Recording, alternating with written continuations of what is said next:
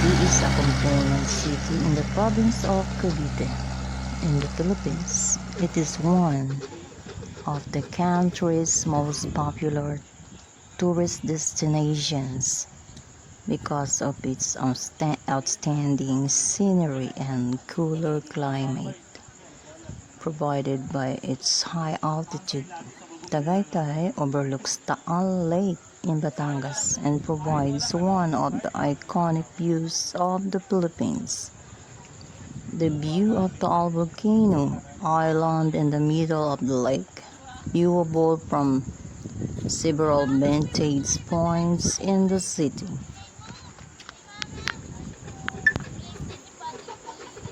Narito tayo sa Tagaytay,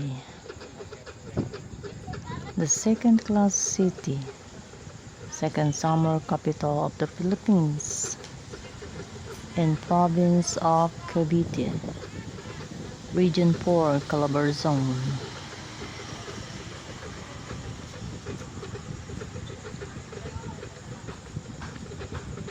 With 34 barangays.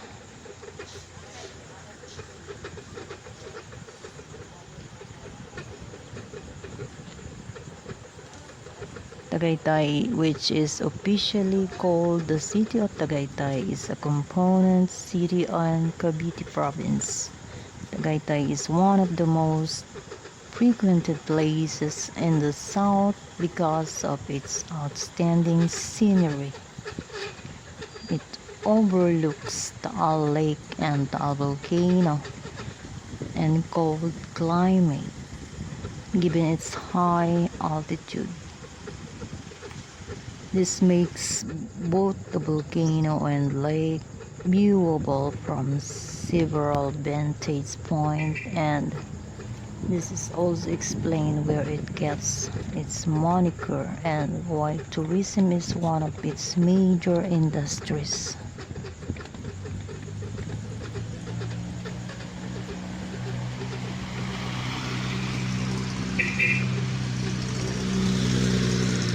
A legend is behind the name Tagaytay. The story involved a boy and his father who went out to hunt wild boars one day. They chased a boar when then turned to attack them, starting with the father. The son shouted, "Tagaytay," which means to chop or cut. The boy shouted repeatedly and loudly that it echoed in the allies of the ridge. The people heard by the hunters, wood gatherers, cañeros, farmers, and residents. They talked about what happened for several days, and eventually the sentence was corrupted to simply Tagaytay. Another story, and a more visible one, relating to the origin of the place is naming the place after Tagaytay, which is a Tagalog term for a ridge. A ridge refers to a chain of hills or mountains forming a continually elevated crest that can be seen from a distance. In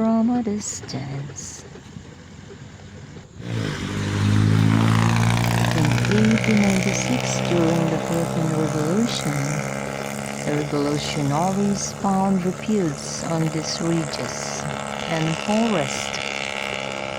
Those in Cavite, particularly in Masilao, now Amadeo, Malabon Grande, now General Trias, Mendez, Silang, Indang, and Dasmariñas, as well as in Laguna and Batangas, going to and from their destinations. They term the process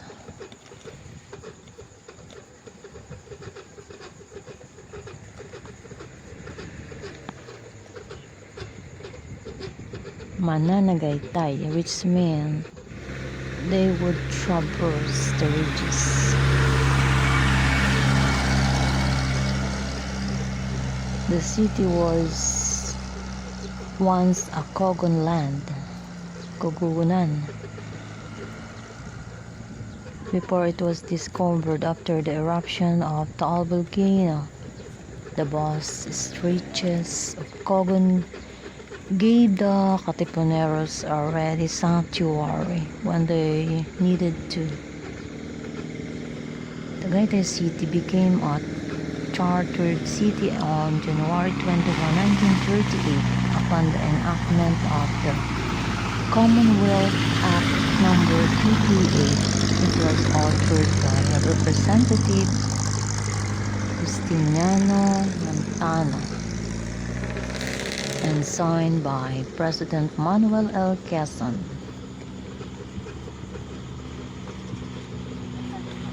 Tagaytay is a planned city that covers areas of Mendez, Amadeo, and Silang, with a total land area of 56 km.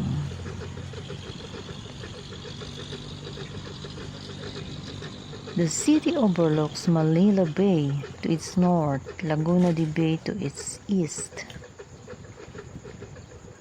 and Taal Volcano and Taal Lake to the south. The city is both upland hilly and upland mountainous, particularly on its easier and southern sections. Forests, open grasslands, and pine trees cover the said areas. The city also lies along Tagaytay Ridge at the ridge of Taal Caldera that stretches to up to 32 kilometers from Mount Batulao and Mount Sungay in the west and east.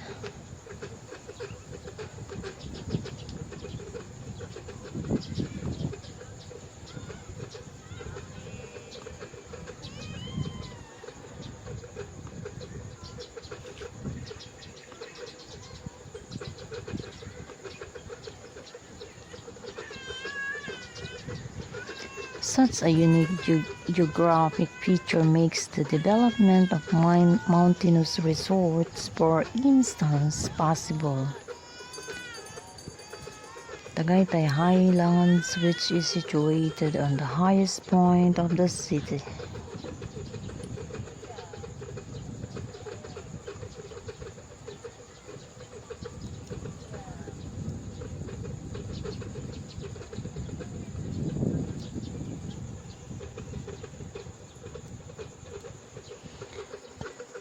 Tagaytay has a well-linked road network, including national highways that connect Metro Manila to Laguna, Batangas, and of course, Cavite.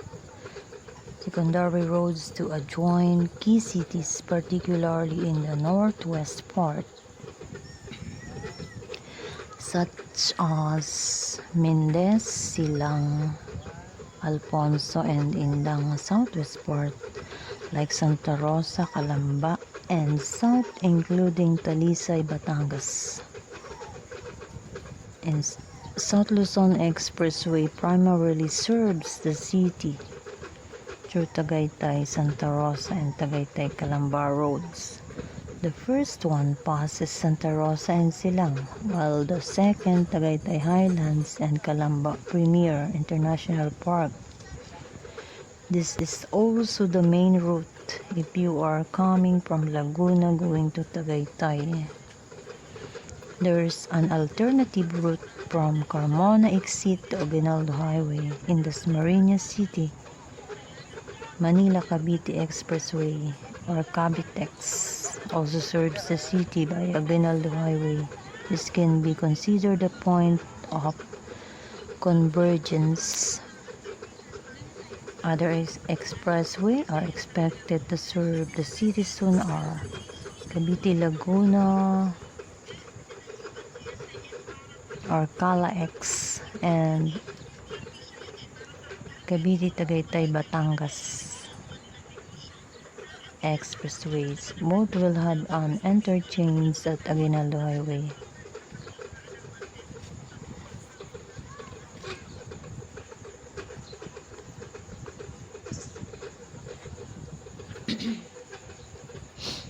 Tagaytay City is a favored destination because of its cold climate. Tourists seeking Taal Volcano and Taal Lake's charming views make the city their favorite place, especially during summer, the holidays, and Holy Week. As such, the Department of Tourism cited the city as top tourist destination in the Philippines. It is also one of Department of Tourism's priority areas for tourism development. Likewise, it is Calabazon's tourist center.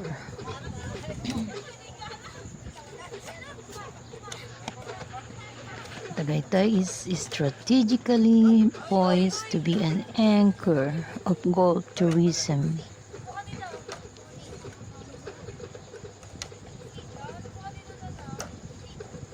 Nevertheless, Tagaytay City is home to a few golf courses with unique layouts, although the most exciting ones are located inside Tagaytay Highlands.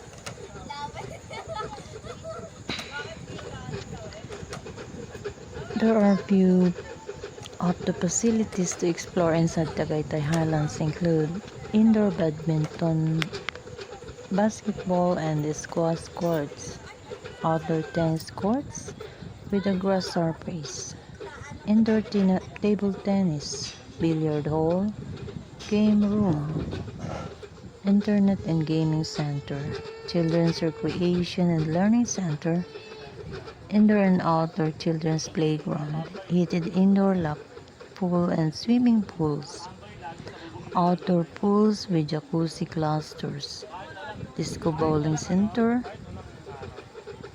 complete with a computerized scoring system and neon balls and pins, horseback riding ring with 2.8 kilometers bridle path and pony trail, fishing pier, kids biking course, tree house, camping grounds and facilities, the animal farm where the kids may pet, zoo and home animals from various parts of the world.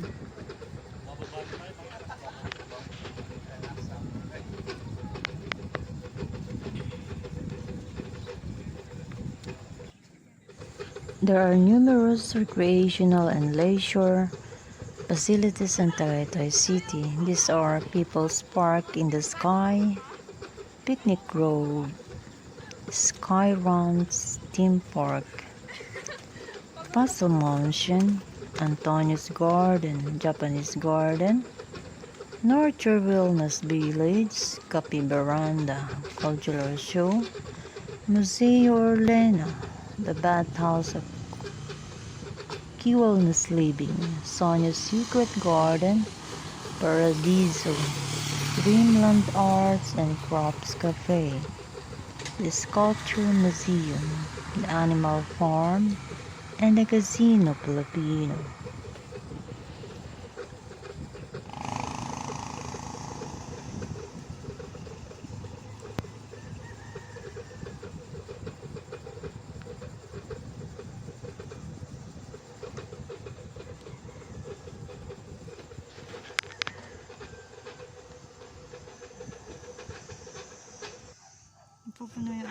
Tara na and visit Tagaytay.